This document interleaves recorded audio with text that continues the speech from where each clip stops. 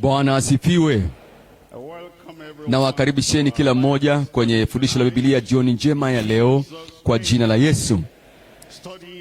Kujifunza Biblia, na si tu kusoma Biblia wala sio tu kupitia, kujifunza hasa Biblia kwa moyo ulio wazi, maisha yaliyojitoa na ule uti wa mgongo wa muamini, na ndio mti wa mgongo wa kanisa. Na ndio maana tuamshukuru Mungu kwa wale ambao tuko pamoja katika fundisho la Biblia jioni njema ya leo. Na kutoka hapa makao makuu tukuweza kufikia katika mafundisho ya kina ya neno la Mungu. Bwana akutie nguvu, na Bwana akufanye kuwa thabiti. Bwana akupatie kushawishika kuliko kuwa thabiti, tunapojifunza pamoja kwa jina la Yesu. Tuombe. Baba, tunakushukuru kwa ajili ya fursa ya kuweza kupata nia yako, neno lako na mafunuo yako, ya kwamba unadhihirisha kila wakati. Tunakuomba jioni njema ya leo tujapo, Bwana, utatufunza, utatushawishi, na Bwana utalizamisha neno katika kila moyo na kutuongoza kuweza kuomba ili kuweza kupokea ile neema na ile nguvu ya kuweza kuwa watii kwa neno kwa jina la Yesu. Bwana, hebu maisha yetu ya kutukuze na ya akisi kila ambacho nakidhihirisha kwetu katika neno lako. Tunakushukuru Bwana kwa sababu tunajua kwamba umejibu, kwani katika jina la Yesu tumeomba. Amen. Tuaja kurejea katika kitabu cha Kutoka. Sasa tuko katika Kutoka sura ya 11 na tunaangalia mstari wa kwanza. Kitabu cha Kutoka sura ile ya 11, tuangalie mstari wa kwanza. Bwana akamwambia Musa, nitaleta pigo moja zaidi juu ya Farao na juu ya Misri, na baada ya hapo yeye atawaacha muende. Baadaye atawapa ninyi ruhusa mtoke huku, naye hapo atakapowapa ruhusa atawafukuza mtoke huku kabisa kabisa. Hapa tunakuja katika hitimisho la haya mapigo juu ya nchi ya Misri, na sababu ni kuwa Mungu alitaka kuwakomboa Israeli kutoka katika utumwa, kutoka katika kifungo, kutoka katika lile tanuru la mateso la wana wa Israeli. Hii ilikuwa ni utangulizi wa ule ukombozi wa wana wa Israeli.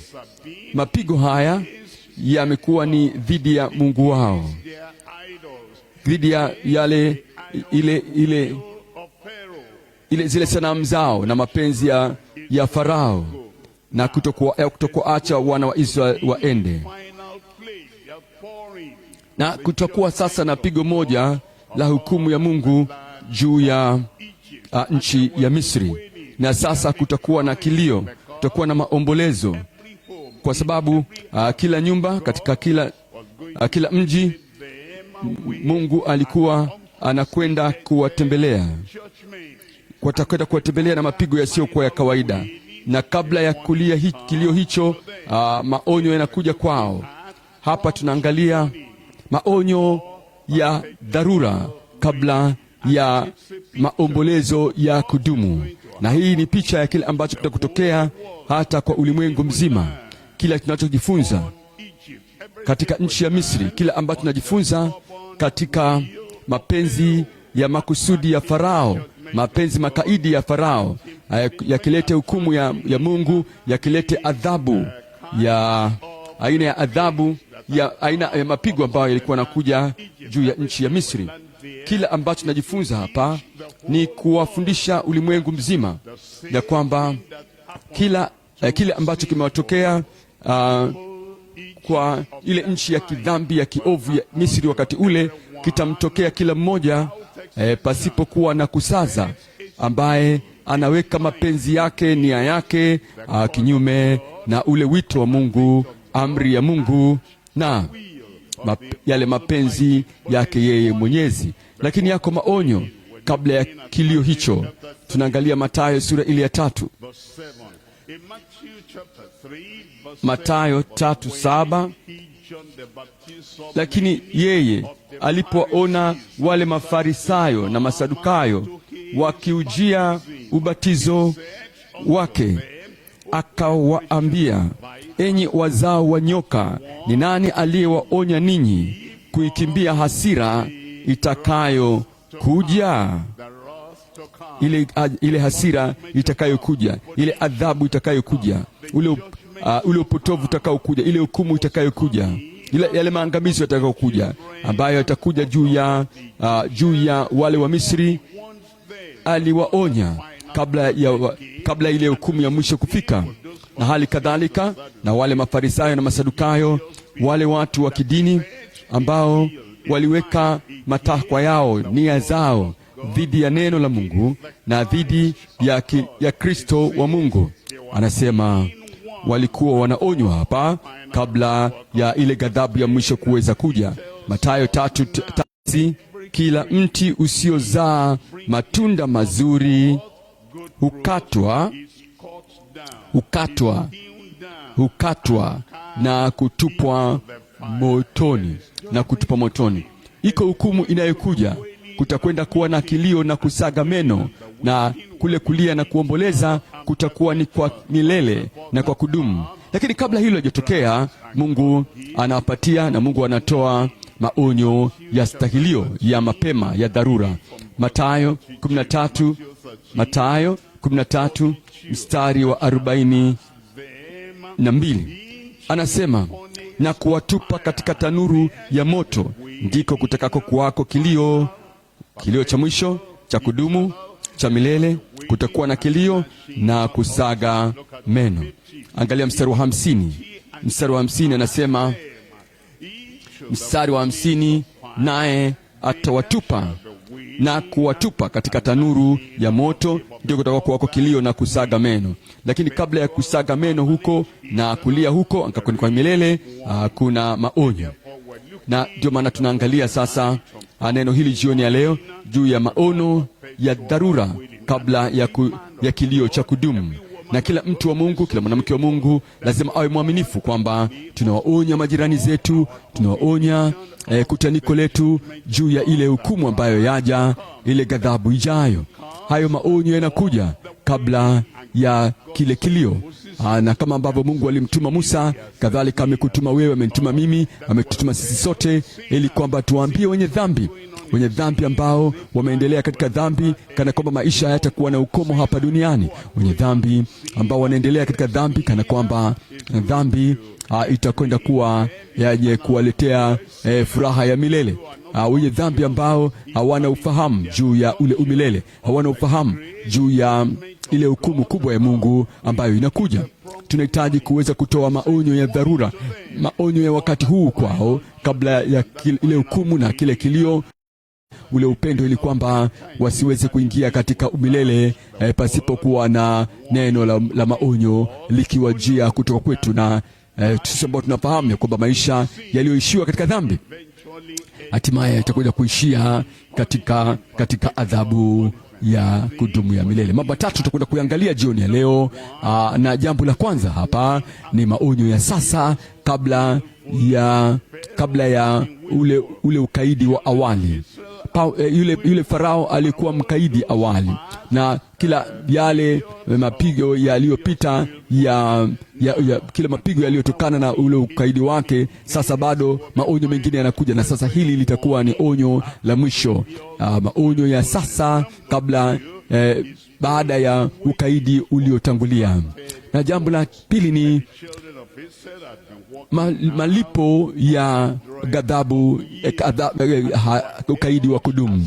Hawa wana wa Israeli walikuwa wamekamatwa kama watumwa na Farao na Misri. Walikuwa wamedhani kwamba wamepata wafanyakazi wa bei rahisi, na sasa wakati wana Israeli walitaka kuondoka, yale yote ambayo wamefanyia kazi na hawakuwa hawakuwa na malipo, hawakuwa na masurufu, hawakuwa na chochote cha kuwalipa au kuwapatia kwa ajili ya kazi yao. Sasa kwa sababu wanakwenda kuondoka, Bwana alikuwa anakwenda kuwapatia yale malipo yao toka katika watu hao ambao wamewatumikia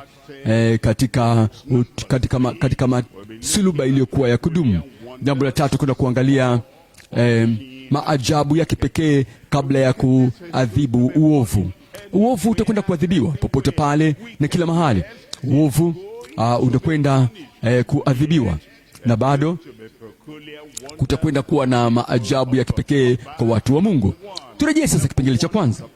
Kipengele cha kwanza ni maonyo ya sasa baada ya ukaidi uliotangulia. Turudi tena katika Kutoka 11 mstari wa kwanza. Anatuambia, Bwana akamwambia Musa, nitalete pigo moja zaidi juu ya Farao na juu ya Misri, na baada ya hapo yeye Farao atawaacha mtoke. Pale atakapokuacha mtoke, ndipo hakika atakapowapa ruhusa na kuwafukuza mtoke huku kabisa kabisa. Angalia mstari wa 4. Musa akasema, Bwana asema hivi, kama usiku wa manane mimi nitatoka nipite kati ya Misri.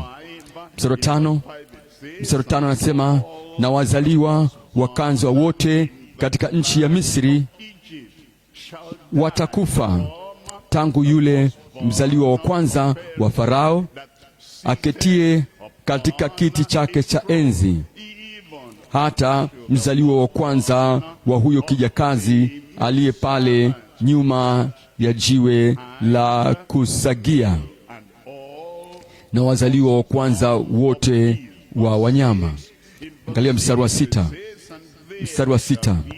Anasema, ndipo kutakuwako na kilio kikuu, maombolezo makuu, kutakuwa na huzuni kubwa katika nchi yote ya Misri, ambacho mfano wake hauja kuwako bado majira yoyote, wala hautakuwako mfano wake tena kabisa. Hilo ndilo onyo la wakati uliopo, baada ya ukaidi wote, baada ya ule uasi wote na kila aina ya ugumu wa moyo wa Farao na wale wa Misri. Katika kipengele cha kwanza, mambo matatu. Jambo la kwanza, onyo la mwisho la pigo moja zaidi. Jambo la pili ni ukaidi wa kijinga dhidi ya Mungu mwenye enzi yote. Jambo la tatu ni kukesha kwa waaminifu wa watumishi walio na toba.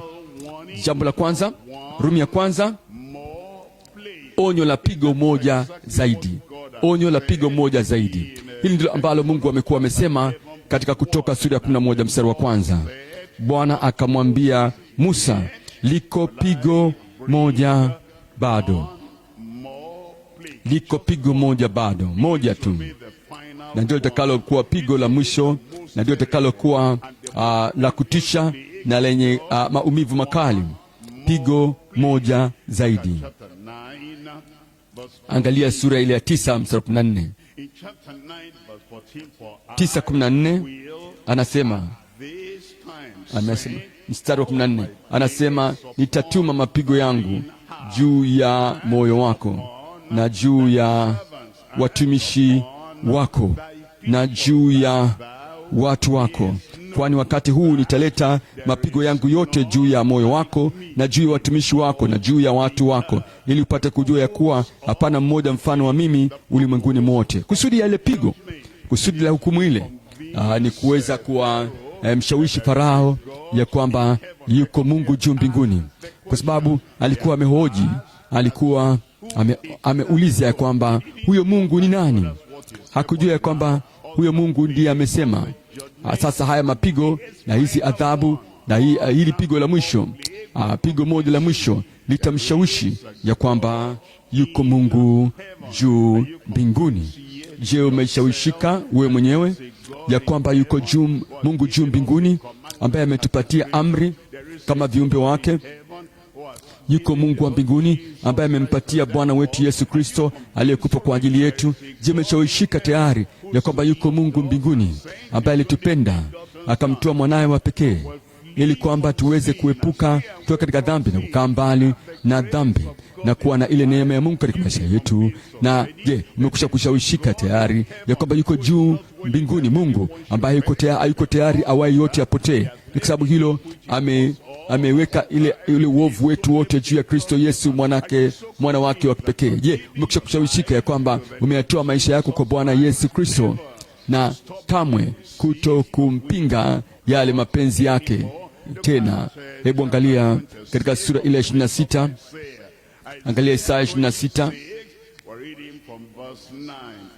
Isaya 26 mstari wa 9.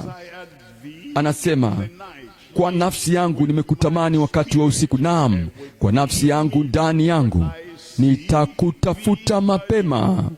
Maana hukumu zako zikiwako duniani, watu wakaao duniani hujifunza haki.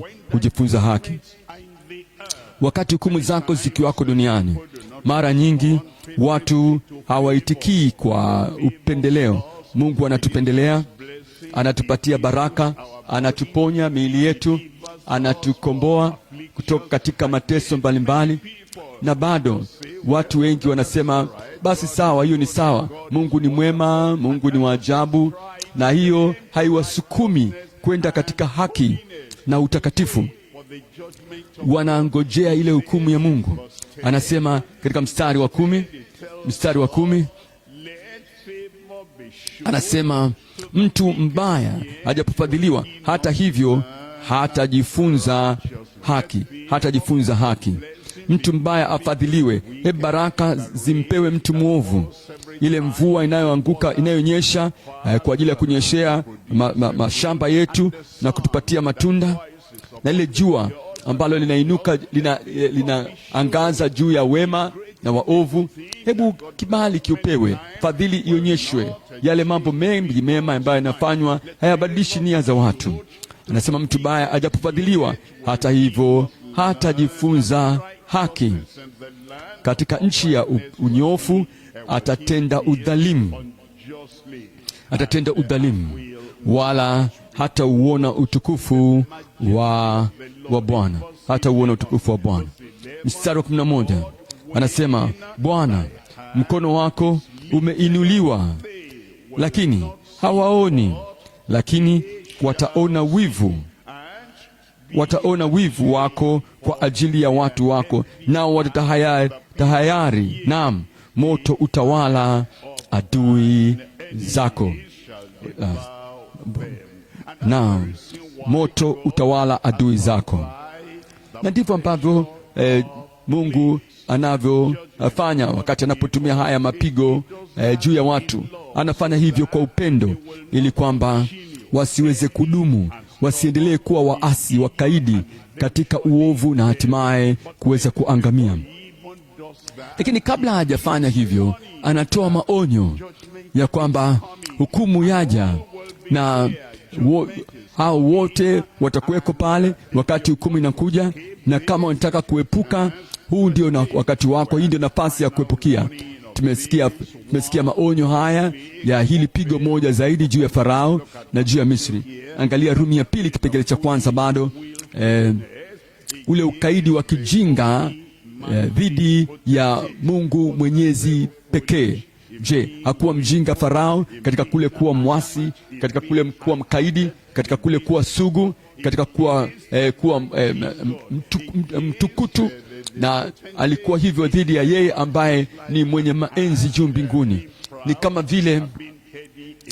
kama vile chungu akijaribu kuwa sugu, mkaidi dhidi ya tembo, wakati kwa pigo moja tu, kwa kukanyaga mara moja, tembo anaweza kumkanyaga yule chungu, yule sisimizi, na ameondoka, alafu anajifanya mgumu. Mtu mdogo, mtu maskini, alafu nakuwa mkaidi dhidi ya Mungu mwenye enzi yote, alafu nakuwa mtu mwasi. Hicho ni kilele cha ujinga. Angalia Kutoka sura ya 10, Tuangalie mstari wa 7. Kutoka sura ya 10 mstari wa 7. Watumishi wa Farao wakamwambia, hata lini mtu huyu atakuwa mtego kwetu? Hebu anasema waache hao watu waende. Anasema hata lini?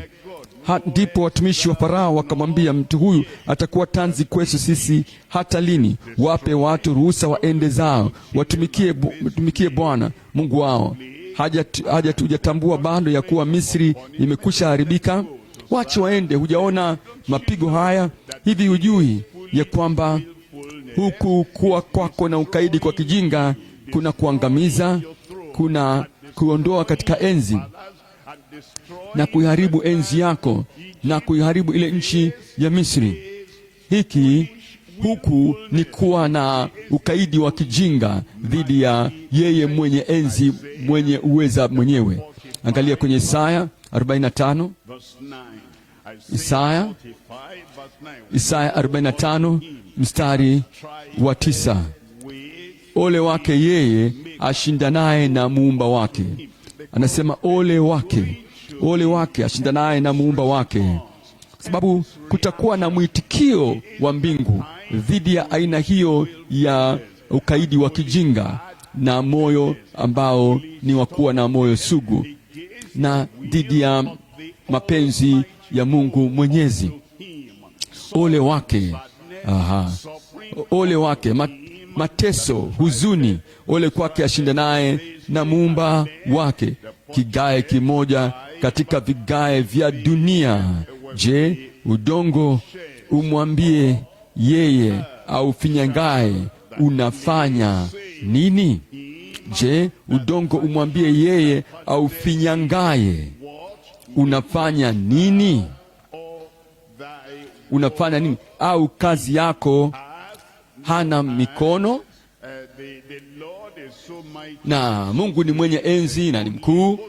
Yeye mwenye enzi pekee anaweza, yeye anaweza kuleta kila moyo mgumu na kudondosha chini. Ana zaidi ya njia 1,001, ana njia zaidi ya 1,100,000 kuleta hukumuni, kuporomosha kila aina ya ukaidi. Katika Timotheo wa kwanza 6, Timotheo wa kwanza 6:15, ambayo katika nyakati zake ataonyesha ya kwamba yeye anasema, ambako yeye kwa majira yake atakudhihirisha yeye anayehimidiwa, mwenye uweza pekee, mfalme wa wafalme, Bwana wa mabwana. Yeye ndiye mwenye mamlaka yote na Bwana ambaye anayo nguvu juu ya mabwana wote, mfalme wa wafalme. Ijapokuwa baadhi ya wafalme kama Farao wasiweze kumtambua ile nguvu yake, ile mamlaka yake na ile himaya yake na mamlaka yake, na hatimaye sasa pigo baada ya pigo, ile mtu ambaye ni mkaidi atakuja kutambua ya kwamba ule uasi wake umekwisha kuharibiwa kwa kuwa ni ujinga mtupu. Angalia mstari wa 16, anasema ambaye yeye peke yake hapatikane na mauti, anakaa katika nuru asiyoweza kukaribia, wala hakuna mwanadamu aliyemwona wala awezaye kumwona. Heshima na uweza una yeye hata milele. Heshima na uweza una yeye hata milele. Amen. Na kila mmoja tuseme amen. Amen. Amina. Farao hakuweza kuona, hawezi kumwona Bwana, lakini aliuona mkono wake. Alimuona Musa, alimuona Haruni, wale wajumbe wa Bwana. Na ijapokuwa yeye na watumishi wake na wale wanajimu wa Misri wale hawakuweza kumwona Mungu moja kwa moja, lakini kwa vitendo vyake, kwa ile hukumu na mapigo ambayo yaliwajia, waliuona mkono wenye nguvu wa Mungu, yeye ambaye ni mwenye enzi pekee. Angalia Rumi ya 3 hapa, ni kukesha kwa uaminifu kwa ule uangalifu wa toba iliyoyeyushwa. Na ile dhoruba sasa ilikuwa inakuja, na yale mafuriko yanakuja. Unapoyaona hivyo, hungojei mpaka mafuriko yanafika katika nyumba yako na kukufunika. Hapana, usubiri uzamishwe na mafuriko. Unapoona yale mafuriko, uwe mwangalifu na uache kile unachokiona, kwa kile ambacho kilimtokea Farao kwa Misri, na kwa wenye dhambi mbalimbali, wenye dhambi ambao hawataki kubadilika. Hebu kile ambacho unakiona kiweze kuyeyusha moyo wako. Hebu jifunze kwa kuona, kwa kutazama. Yoshua 2:9 anasema, akawaambia wale wanaume, mimi najua ya kuwa Bwana amewapa ninyi nchi hii, na ya kuwa hofu imetuangukia mbele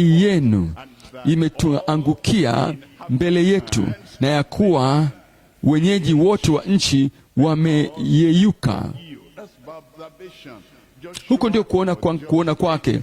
Yoshua ndio kwanza alikuwa anaingia katika ile nchi ya Kanaani, na watu wa Kanaani walikuwa wamesikia. Na huyu mwanamke Rahabu alikuwa sasa anaizungumza hii hali ya kwamba tumekuwa tukisikia na tumekuwa tukiangalia, haijatufikia, lakini tunajua ya kwamba hii hali inakuja, na kwa sababu hiyo kila mmoja wetu alizimia na mioyo yetu imeyeyuka. Angalia mstari wa 10, maana tumesikia jinsi Bwana alivyoyakausha maji ya bahari ya Shamu mbele yenu, hapo mlipotoka Misri. Tena mambo hayo mliowatendea wafalme wawili wa Waamori waliokuwa huko ng'ambo ya Yordani, yaani Sihoni na Ogu, mliowaangamiza kabisa. Mstari 11, na mara tuliposikia hayo, mioyo yetu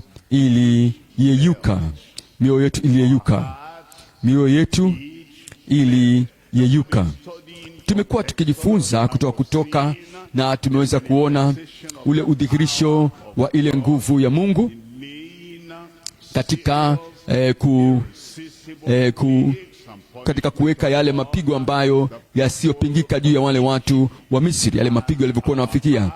Na je, moyo wako umeyeyuka toka umekuwa ukisikia na umeona ya kuwa Mungu hawezi kupingwa au kupingwa kwa ufanisi? Huwezi kumpinga Mungu kwa ufanisi. Wakati anapokuletea hukumu, analeta ile hukumu na hakuna mtu anayeweza kuiepuka. Je, moyo wako umeyeyuka? Je, umezimia?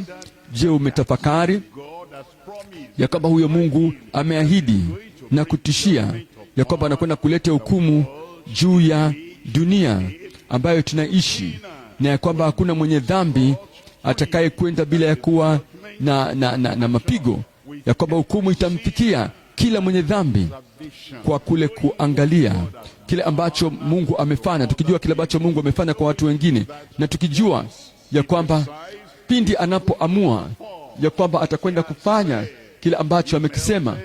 Je, umesha yeyuka? Je, umetubu?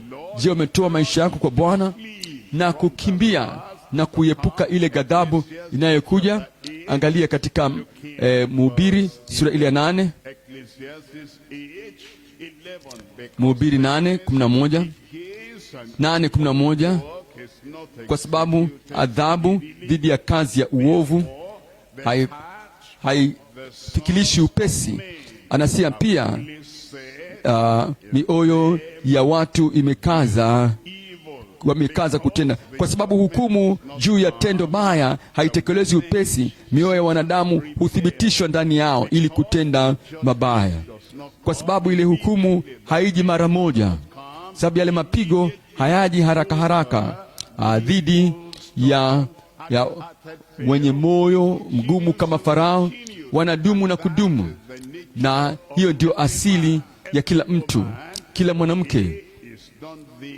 Ndiyo amefanya hili sasa, na wanasema hukumu inakuja, na inaonekana kana kwamba hukumu haikuja mara moja.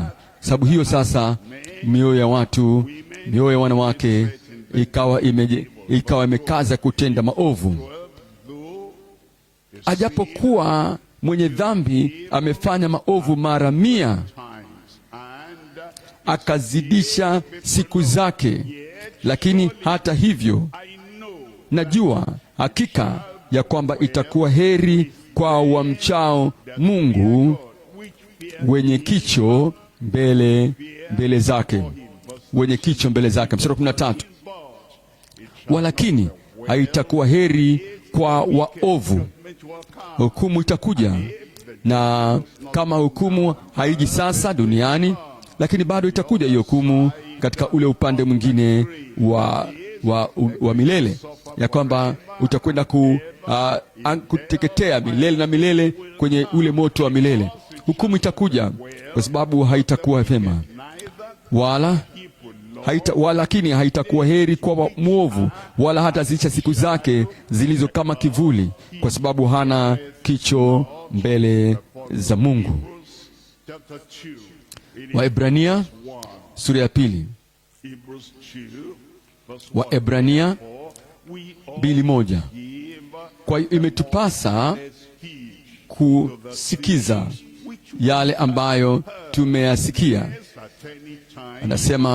Anasema kwa hiyo imetupasa kuyaangalia zaidi hayo yaliyosikiwa, tusije tukayakosa. Yale ambayo tumeyasikia, yale ambayo tumejifunza, tumeona jinsi ambavyo yale mapigo yalikuja juu ya watu wale tena na tena, na kila pigo likawa lenye nguvu zaidi kuliko lile la awali, na ile pigo la mwisho sasa linakuja, na ikawatokea sisi ambao tunajifunza, sisi ambao tunasikia, sisi ambao tunasoma, sisi ambao tunajua juu ya yule Mungu wa mbinguni, sisi ambao tunajua juu ya Mungu mtakatifu, juu ya Mungu mwenye enzi yote, ya kwamba hatuwezi kumpinga kikamilifu.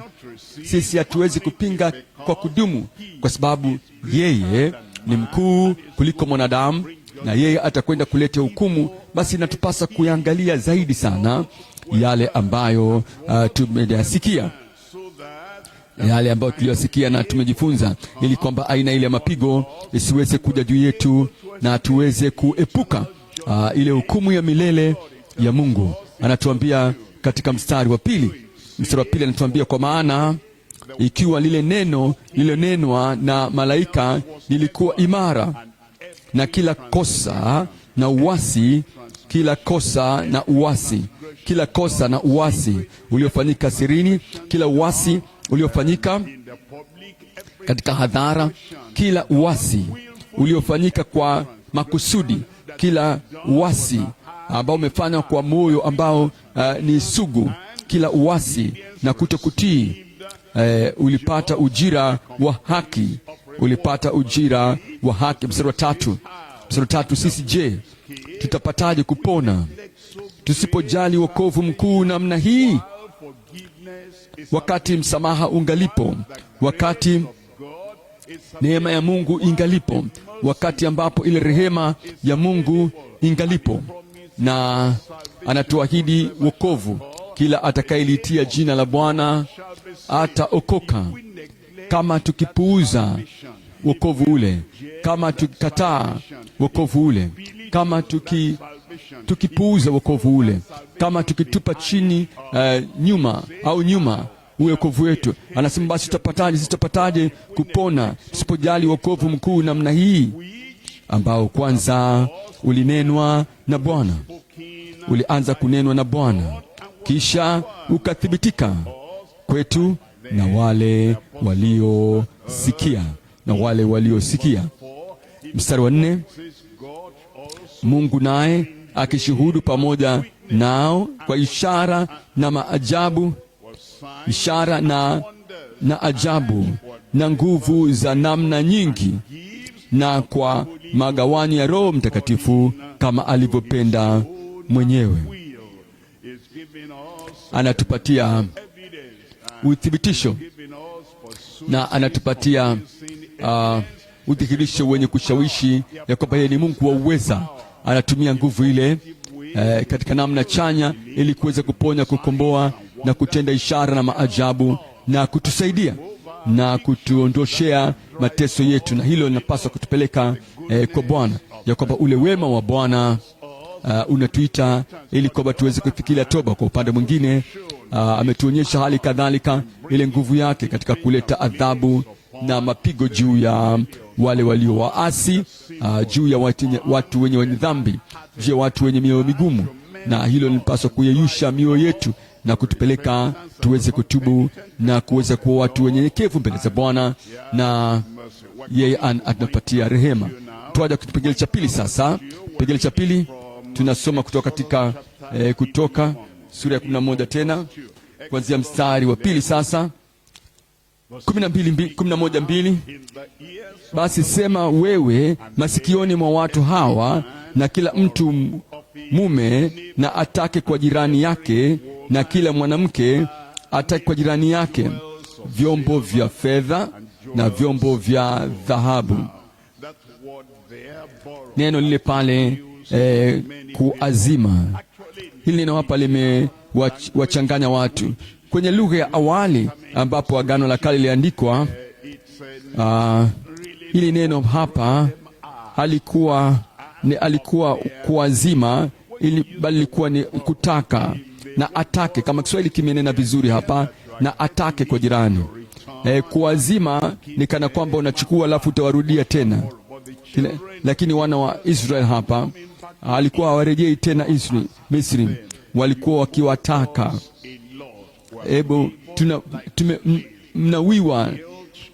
Mnawiwa nasi mengi, tumefanya kazi nyingi sana kwenye nchi yenu, tumefanya mambo mengi, tumejenga mambo mengi. Sasa tunaondoka, haturudi tena, na kwa hivyo tunawataka ninyi kwa ajili ya vito vya dhahabu na vito vya fedha. Kwa hivyo neno pale Kiingereza anasema kuazima, Kiswahili amenena vizuri hapa, na atake kwa jirani yake. Mstari wa 3 anasema Bwana akawapa watu hao kibali machoni pa Wamisri. Jaribu kuwaza, pamoja na mapigo yote ambayo yamewajia Wamisri, yale manzi, vyura, mvua ya mawe na yale majipu, maji kuwa damu, ingeliwapasa kuwachukia Waisraeli.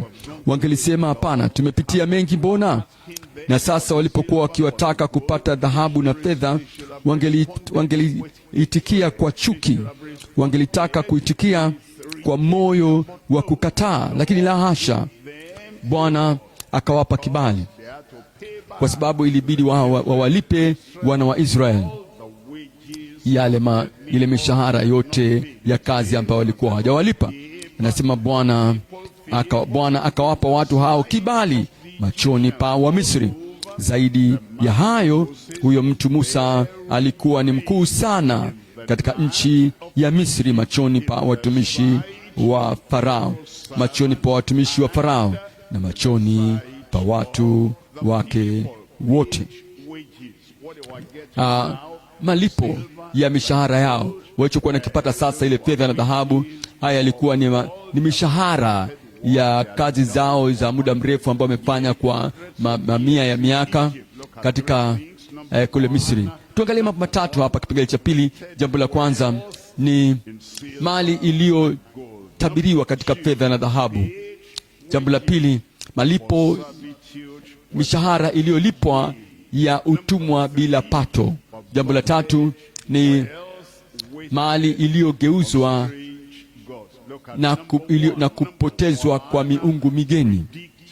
Jambo la kwanza, mali iliyotabiriwa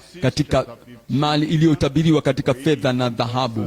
Tuangalie Mwanzo 15:13. Huyu ni Mungu hapa anazungumza na Ibrahimu, anasema ujue hakika ya kwamba uzao wako, wana wa Israeli. Ibrahimu anasema Bwana akamwambia Abrahamu, ujue hakika ya kwamba uzao wako, yeye aliyekuwa ndiye msingi, uzao wako. Anazungumza juu ya wale watakao kuja baadaye kutoka kwake katika vizazi. Anasema ujue kwamba uzao wako utakuwa mgeni katika nchi isiyo yake. Watawatumikia watu wale, nao watateswa muda wa miaka 400. Sura 14. Na hata na taifa lile, akizungumzia Misri, watakao watumikia nitawahukumu. Haya mapigo yote yalikuwa yametabiriwa tayari. Unabii ulikuwa umekwisha kutoka ya kwamba wana wenu, wana wa Israeli, watakuwa katika nchi ngeni, nchi ambayo si yao, Misri, na wale wa Misri watawakandamiza, nao watatumikia taifa lile. Lakini taifa lile, hata na taifa lile nitakapo watakao watumikia nitawahukumu, baadaye watatoka na mali mengi. Na ndicho ambacho kinatimizwa mahali hapa, wao watatoka na mali mengi. Kutoka 12:35. Kutoka 12:35 anasema, wana wa Israeli wakafanya kama neno lile la Musa, wakataka kwa, angalia neno lile pale, Kiingereza anasema wakaazima, Kiswahili anasema vizuri hapa, wakataka kwa Wamisri vyombo vya fedha na vyombo vya dhahabu na mavazi.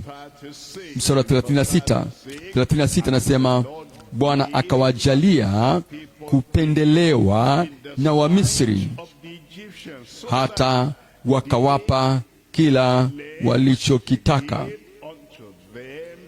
Wakawapa kila walichokitaka. Nao wakawateka Wamisri nyara. Twaelewa sasa hapa neno la Mungu haliwezi kwenda bure.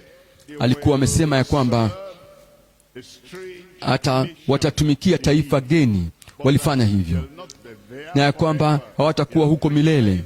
Atawatoa huko, na anapowatoa huko, atawatoa huko wakiwa na mali mengi, wakiwa na mapato. Angalia kipengele cha pili hapa. Kipengele cha pili, malipo kwa utumishi pasipo mapato. Zaburi ya 105, Rumi ya pili 105:37. 105 anasema akawatoa wakiwa na fedha na dhahabu. Anasema akawatoa hali wana fedha na dhahabu. Ni Mungu ndiye aliyewalipa. Wale wa Misri waliona kama ni watumwa.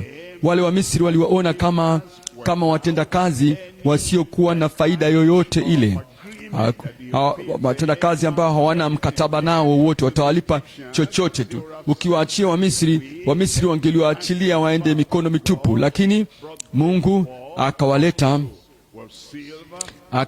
akawatoa hali wana fedha na dhahabu. Yani Mungu katika kabila zao asiwepo mwenye kukwaa. Kiingereza nasema asiwepo mnyonge kati ya kabila zao. Ilikuwa ni kazi ya Mungu. Malaki 3 tume pale mstari wa 5 anasema, nami nitawakaribieni ili kuhukumu, nami nitakuwa shahidi mwepesi juu ya wachawi na juu ya wazinzi na juu yao waapao kwa uongo na juu yao wamwoneao mwenye kuajiriwa kwa ajili ya mshahara wake, wamwoneao mjane na yatima, na kupotosha mgeni asipate haki yake.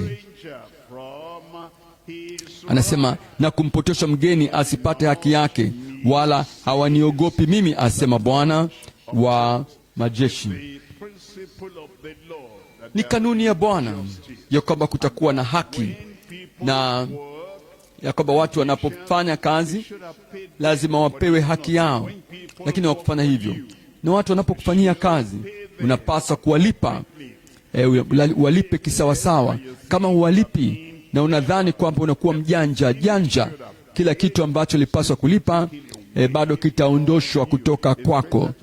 Ni afadhali ulipe na kutii, ili kwamba kile kibali, zile baraka za Mungu ziweze kuwa juu yako, na ya kwamba si mwenye kukandamiza wale watu ambao hawana yeyote wa kuwapigania. Mungu atawapigania. Yakobo 5:4,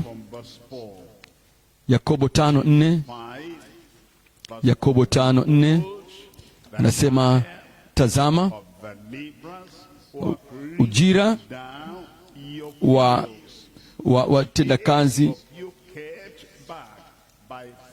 anasema, angalieni ujira wa wakulima waliovuna mashamba yenu, nanyi mliozuia kwa hila. Unapiga kelele na vilio vyao waliovuna vimeingia masikioni mwa Bwana wa majeshi.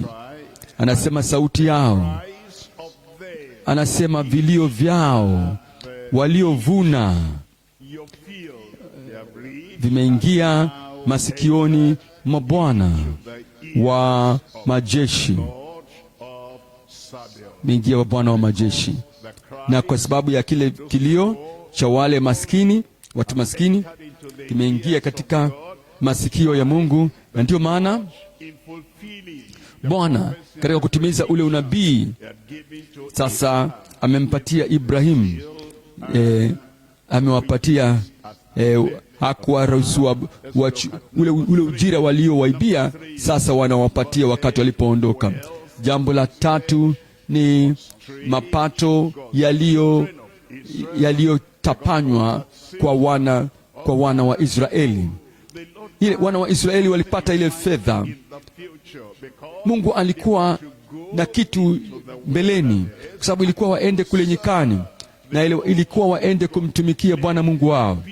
Waache watu wangu waende ili waweze kunitumikia, na katika kumtumikia Bwana wataweza kujenga ile hema ya kukutania. Katika kumtumikia Bwana watakuwa na samani na vitu mbalimbali katika lile hema ya kukutania.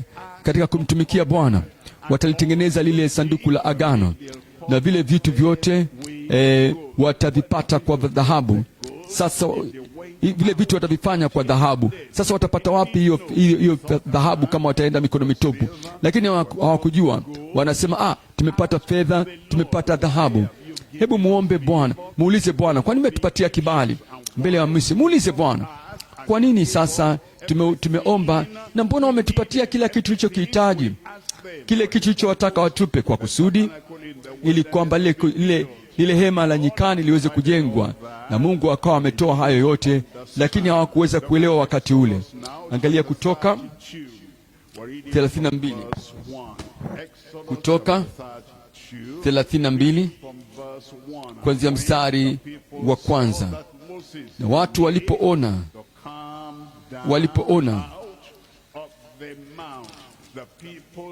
hata watu walipoona ya kuwa Musa amekawia kushuka katika mlima, wakakusanyana wakamwendea Haruni wakamwambia, haya, katufanyie miungu itakayokwenda mbele yetu, kwa maana Musa huyo aliyetutoa katika nchi ya Misri, hatujui yaliyompata. Hatutambui, hatuwezi kueleza, hatujui yaliyompata. Angalia mstari wa pili. Haruni akamwambia, zivunjeni pete za dhahabu zilizo katika masikio ya wake zenu na wana wenu na binti zenu, mkaniletee. Ile dhahabu waliokuwa nayo, ile dhahabu ambayo Mungu aliwapa kibali wakapokea kutoka kwa Misri. Haruni akasema, leteni hiyo dhahabu ili kwamba niweze kuifanya miungu kwa ajili yenu. Na wakafanya hivyo. Walitumia visivyo ile mali, walikosa kutumia vyema ile dhahabu, ile fedha ambayo Mungu alikuwa amewapatia. Angalia mstari wa 31. 31 anasema, na Musa akarejea kwa Bwana akasema, watu hawa wametenda dhambi kuu, wamejifanyia miungu ya dhahabu, wamejifanyia miungu ya dhahabu, miungu ya dhahabu. Mali ambayo Mungu aliwapatia ikawafanya kuweza kupoteza yale mafunzo yote ambayo walijifunza kule Misri. Walijifunza somo gani? Mungu aliwapigania dhidi ya ile miungu ya Wamisri.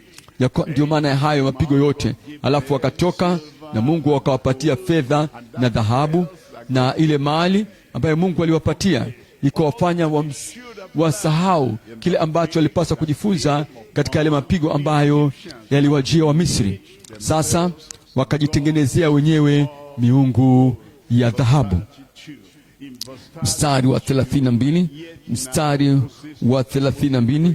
Sasa Musa anazungumza 32, kama ungewasamehe dhambi yao, na kama sivyo unifute kutoka katika kitabu chako.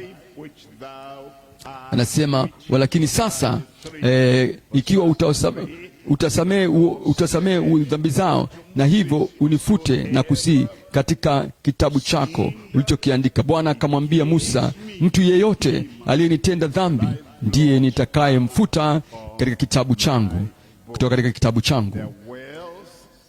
Mali yao iliwazuia kutoka katika kule kuendelea pamoja na Bwana. Bwana akayafuta majina ya watu waliotenda dhambi dhidi yake. Walitumia ile mali ya dhahabu kuweza kufanya miungu ya fedha na dhahabu, miungu ya dhahabu. Ezekiel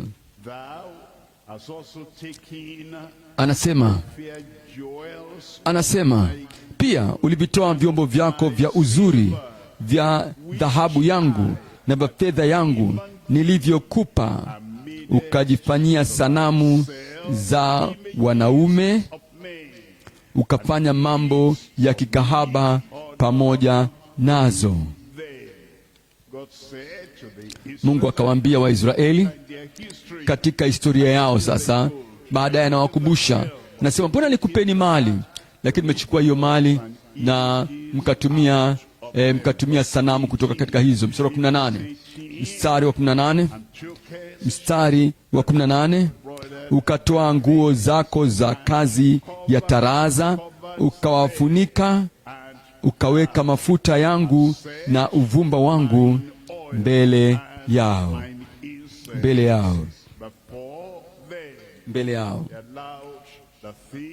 Wakaruhusu vitu ambavyo Mungu amewapatia kuweza kuwa ni sanamu. Je, wapo watu leo kabla hawajawa na ile mali walikuwa wanamtumikia Bwana, walikuwa wanajifunza Biblia kabla hawajapata pesa, na walikuwa wanafanya uinjilisti, walikuwa na muda kwa ajili ya kumtumikia Mungu. Sasa Mungu amewabariki kwa pesa kulingana na ahadi zake. Tafuteni kwanza ufalme wa Mungu na haki yake, na baada ya hapo nitayazidisha haya mengine yote juu yenu. Na yale yaliyoongezwa kwao sasa, ile fedha, ile dhahabu, ile kazi njema, ile familia, ile kazi na ile fani waliokuwa nayo, yale mafanikio sasa ndiko kuzingatia kwao sasa, na ndicho ambacho nakiabudu sasa. Hawana muda kwa ajili ya Mungu tena. Wamefanya yale matoleo ya Mungu, wameyafanya kuwa kama kinyago juu ya matoleo ambayo Mungu ametoa kwa ajili yao. Angalia Hosea 11 anasema Israeli amekuwa mzabibu mtupu baada ya fedha na dhahabu. Sasa wamegeuka kwa sanamu. Israeli ni mzabibu utoao matunda yake kwa kadiri ya wingi wa matunda yake. Kwa kadiri ya hivyo ameongeza madhabahu zake. Amekuwa mzabibu mtupu unapozichukua baraka za Bwana ambazo Bwana amekujalia. Na sasa hizo baraka ndizo ambazo unazingatia. Unapenda ile mali zaidi ya kumpenda Mungu, unazingatia zaidi unataka zaidi na zaidi. Ile fursa ambayo Bwana amekupatia, unafanya sanamu katika yale mafao ambayo amekupatia, unakuwa mzabibu mtupu. Israeli ni mzabibu utoao matunda yake kwa kadiri ya wingi wa matunda yake. Kwa ajili yake ile dhahabu ambayo inapaswa kumheshimu Mungu inakuwa ni kwa ajili yake. Ile mali ambayo inapaswa kuitumia kumenzi Mungu anaileta hiyo kwa ajili yake mwenyewe. Ule umaarufu ambao unapaswa kukabidhiwa kwa Mungu, sababu anasema hata ushiriki utukufu wake na mtu yeyote. Ule umaarufu sasa umekuwa ni kwa ajili yao wenyewe. Yale mafanikio sasa ni kwa ajili yao wenyewe. Anasema kulingana na wingi, kwa kadiri ya hiyo amefanya nguzo nzuri. Kadiri ya ungo, anasema kwa kadiri hivyo ameongeza madhabahu zake, kwa kadiri ya wema wa nchi au mazao ya nchi. Kwa kadiri hiyo hiyo wamefanya nguzo nzuri, wamefanya sanamu nzuri kwa ajili yao. Angalia mstari wa pili, Hosea 12, anasema moyo wao umegawanyika, sasa wataonekana kuwa na hatia. Wataonekana kuwa na hatia. Yeye atazipiga madhabahu zao, ataziharibu nguzo zao, ataziharibu nguzo zao. Wakati Mungu anapopatia kibali katika ulimwengu ambao tumo katika Misri, anatupatia ile kazi, anatupatia yale mafanikio, anatupatia ile fedha na dhahabu. Hatupaswi kutapanya hayo katika miungu migeni. Angalia Rumi ya 3 hapa. Rumi ya 3 tunaangalia maajabu ya kipekee kabla ya kuadhibu uovu. Maajabu ya kushangaza kabla ya kuadhibu uovu.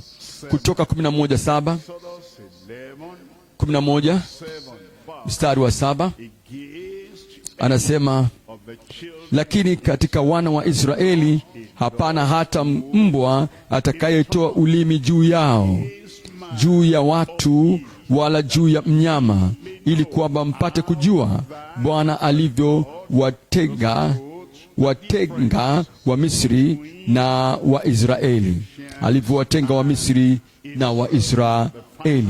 Sasa ile pigo la mwisho lilikuwa sasa lije, na Mungu akamwambia Musa amwambie Farao ya kwamba usiseme kwamba kama mbingu itakwenda kudondoka basi itamwangukia kila mtu. Hapana, hili pigo linakuja, halitakuja juu ya kila mmoja, linakuja juu ya waliokuwa wakaidi, juu ya wale ambao ni waasi, linakuja juu ya wale ambao wana moyo mgumu, wanakuja juu ya wale ambao ni waharibifu, linakuja juu ya watu ambao wanasema wanakaza mapenzi yao dhidi ya mapenzi ya Mungu Mwenyezi. Wana wa Israeli watakwenda kusazwa. Ile hukumu haitakwenda kuwafikia wana wa Israeli, ya kwamba mpate kujua ya kwamba huu ndio mkono hasa wa Mungu. Mstari wa 8 na anasema tena, hao watumishi wako wote watatelemkia kwangu mimi, nao watanisujudia wakisema, toka wewe na hawa watu wote wakufuatao, na baada ya hayo nitatoka.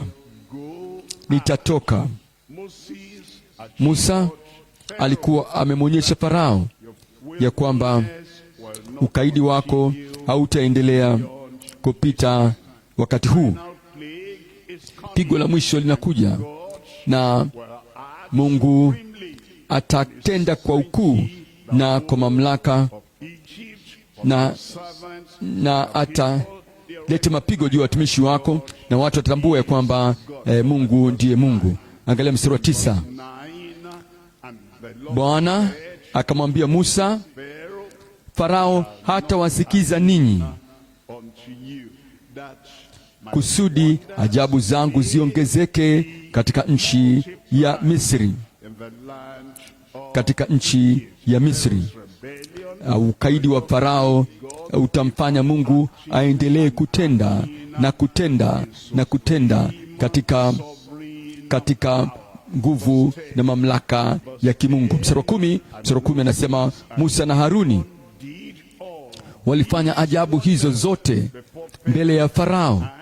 Bwana akaufanya moyo wa Farao kuwa mgumu, akaufanya moyo wa Farao kuwa mgumu, asiwape wana wa Israeli ruhusa watoke nchi yake, watoke nchi yake. Mambo matatu. Jambo la kwanza,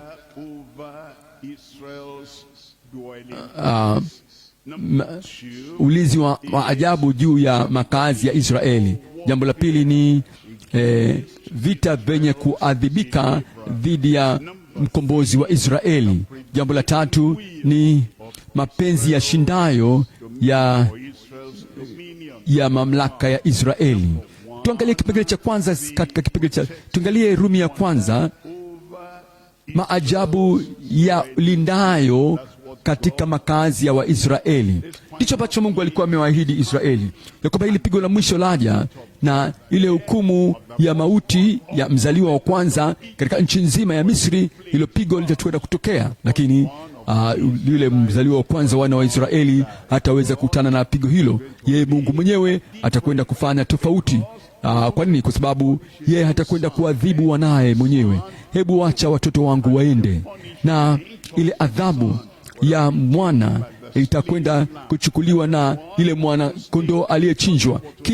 Kila familia ilikuwa ni ilipaswa kuchinja mwana kondoo na kuiweka ile damu katika ile miimo na vizingiti vya milango yao, na atakapoiona ile damu ambayo wamekwisha kuiweka katika ile miimo na vizingiti, kwa utii wa neno la Mungu, kwa ule mpango wa Mungu wa wokovu, na kuweka ile damu palipostahili na kuamini hilo, na kuweka ile damu katika miimo na katika vizingiti vya milango, basi mauti ilikuwa sasa ichukuliwe na yule mwanakondoo ambaye ni wa dhabihu, na hivyo ile adhabu haitakuwa juu yao. Lakini kwa wa Misri ambao walikuwa hawana njia ya wokovu, ambao hawakuamini ile njia ya wokovu, mauti kama hukumu ilikuwa inakuja juu yao. Maajabu yalindayo juu ya makao ya Waisraeli. Angalia sura ya 10 ya kitabu cha Kutoka. Hapa tukiangalia mstari wa 22. 10:22 mahala hapa anasema, basi Musa akaunyosha mkono wake kuelekea mbinguni, kukawa na giza nene katika nchi yote ya Misri muda wa siku tatu. Hawakupata kuona mtu na mwenziwe, wala hakukuondoka mtu mahali alipokuwa muda wa siku tatu. Lakini wana wa Israeli wote lilikuwa na mwanga makaoni mwao. Huo ni muujiza wa kuwatenga wana wa Israeli kutoka wana wa uasi, wana wa ukaidi wale wa Misri. Malaki 3:16, ndipo wale waliomcha Bwana wakasemezana wao kwa wao, na Bwana akasikia, na kitabu cha kumbukumbu kikaandikwa mbele zake kwa ajili ya wale wa mchao Bwana na wale waliotafakari juu ya jina lake, watu ambao walifanya tofauti katika mioyo yao, wakasemezana wao kwa wao, na wakafundishana juu ya neno la Mungu. Hao walikuwa watii kwa Bwana, na walikuwa wanatiana moyo na kushawishiana ili kwamba na wao wamche Bwana na kumtumikia Bwana na kumwamini Bwana na kumtii Bwana.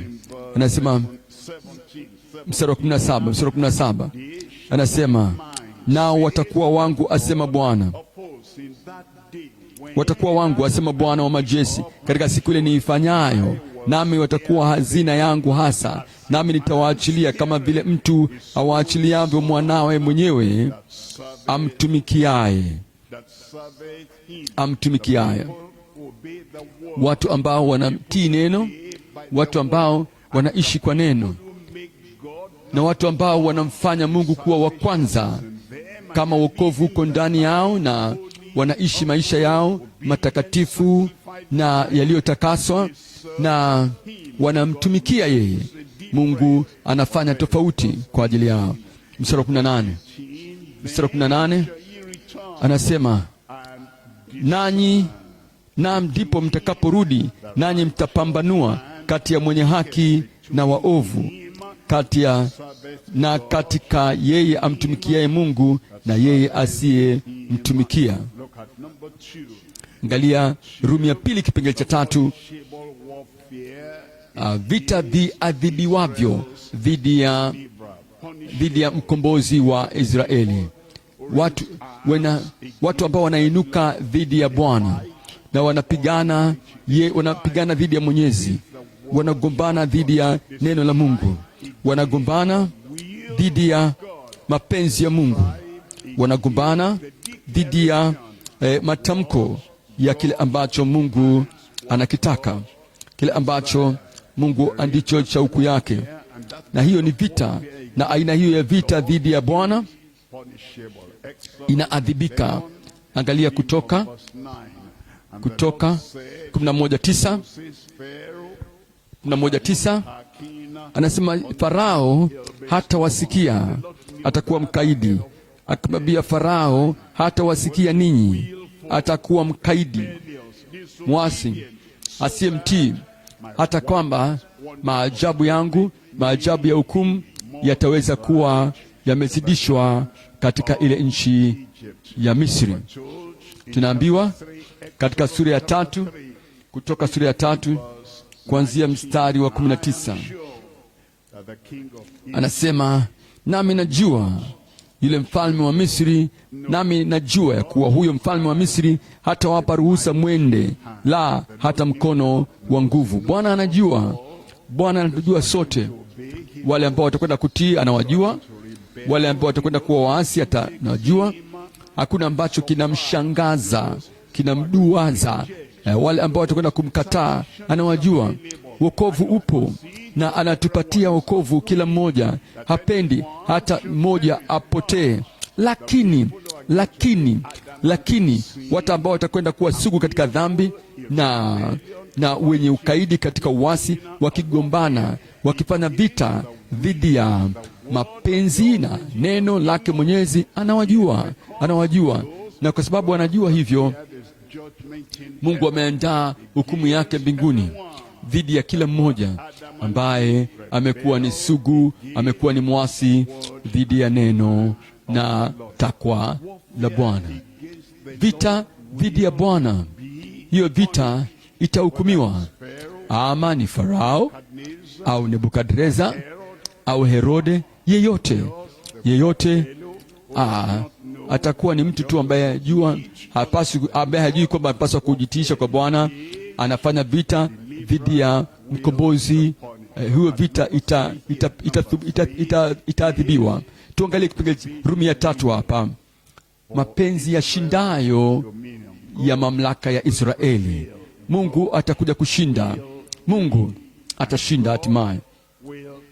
Na Mungu atashinda, atatupilia mbali kila ukaidi wa kila mwasi na kila mkaidi, kila mtu mmoja mmoja, kwenye kila taifa, kwenye kizazi chochote kile. Mungu atakwenda kumshinda huyo mtu mwenye moyo mgumu, huyo mtu mwenye moyo mkaidi. Kama mshindi sasa, ili kwamba yeye aweze kujitiisha kwa Bwana kwa ajili ya rehema, kwa ajili ya pendo lake, kwa ajili ya wokovu. Hatimaye hao wanaokufa katika dhambi yao milele watahukumiwa. Tunaambiwa katika Daniel 4, Daniel sura ile ya 4 mstari wa 35, na wanaonekana kuwa si kitu wakazi wote wa dunia,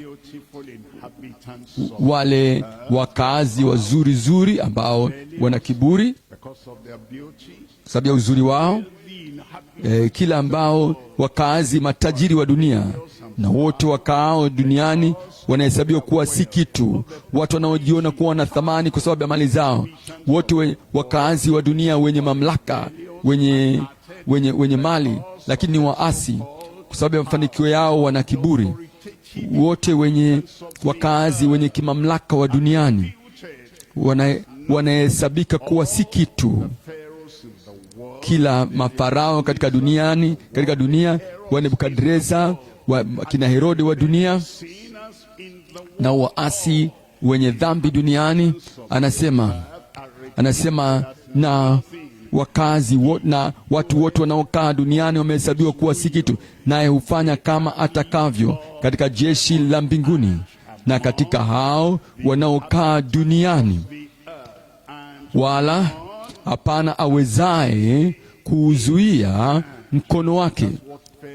Ndicho ambacho Farao alikuja kujifunza hatimaye, ya kwamba hakuna awezaye kuuzuia mkono wake wala kumuuliza unafanya nini wewe. Mstari wa 37 anasema, basi mimi Nebukadreza na mhimidi mfalme wa mbinguni, na mheshimu na mtukuza mfalme wa mbinguni, na mtukuza na kuheshimu. Matendo yake yote ni kweli na njia zake ni za adili, na wale waendao kwa kutakabari yeye aweza kuwadhili. Nebukadreza hatimaye alijifunza hilo baadaye kabisa, katika saa ya mwisho kabisa, baada ya mawazo yake, baada ya kichwa chake na moyo wake kuwa kimegeuzwa kuwa kama mnyama, baada ya kuwa amedhiliwa, baada ya kuwa amedhalilishwa na kuhukumiwa na kuonyeshwa kwamba hakuna awezaye kupigana dhidi ya Mungu na kushinda.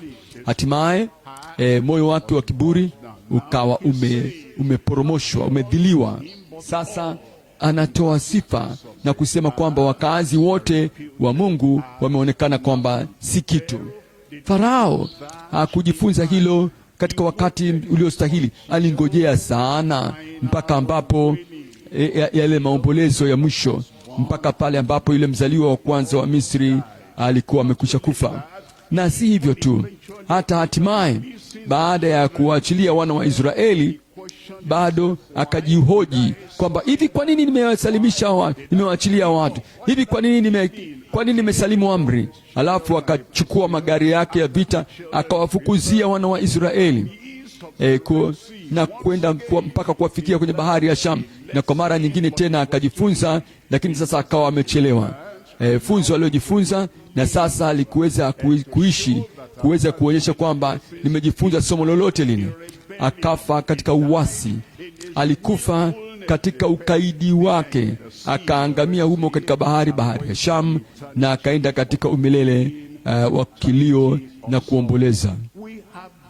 Sisi tunayo nafasi leo kwamba tunaweza tukamwita Bwana na kumwambia Bwana, tumekosa kwa namna yote ile ya ukaidi uliopita, kila namna ya ukaidi uliopita, kila ugumu wa moyo uliopita, na kila mapenzi ya ukaidi awali. Hatuwezi kugombana dhidi ya Mungu na kushinda. Tunachoweza kufanya tu ni kuweza kujitiisha na kujisalimisha na kujitoa maisha yetu kwa Bwana, ili kwamba tuweze kupona ile hukumu ijayo. Na sasa lile shoka limekwisha kuwekwa shinani, na kila mti usiozaa matunda utakwenda kukatiliwa mbali, utakatwa mbali na kutupwa katika moto. Lakini leo kama mtamwita Bwana, kama utamwita Bwana, Bwana wa rehema, yeye yupo. Na wakati wote huu wa ujinga alijifanya kama hazioni, lakini anamwagiza kila mtu kila mahali sasa kutubu, na wakati unapotubu sasa, anasamehe. Anaposamehe, anakupatia wokovu, na alafu atakuhudumia kuanzia sasa mpaka atakapoingia katika utukufu. Nami naomba ya kwamba hakuna kati yetu atakayeukosa ule utukufu kwa jina la Yesu. Toba hutupatia kibali mbele za Bwana. Uasi unatuharibu nafasi yetu ya kupata ule uwepo wetu katika uzima wa milele, kuwa na uzima wa milele pamoja na Mungu. Usiasi, tubu. Inuka pale ulipo sasa, sema na Bwana katika maombi. Rehema zake bado zingalipo, wema wake bado umejaa tele, na kila atakayeliitia jina la Bwana ataokoka. Lakini ole wake ashindanaye na Muumba wetu. Usigombane, usiasi, usiache ukaidi uweze kukuangamiza na kukuingiza katika umilele uliopotea. Liitie jina la Bwana, kwa maana kila atakaye liitia jina la Bwana ataokoka. Na Mungu atafanya tofauti kati ya wenye haki na watu waasi. Wenye haki watakuwa na kile kibali cha Mungu, wale waasi watakuwa na ile ghadhabu ya Mungu.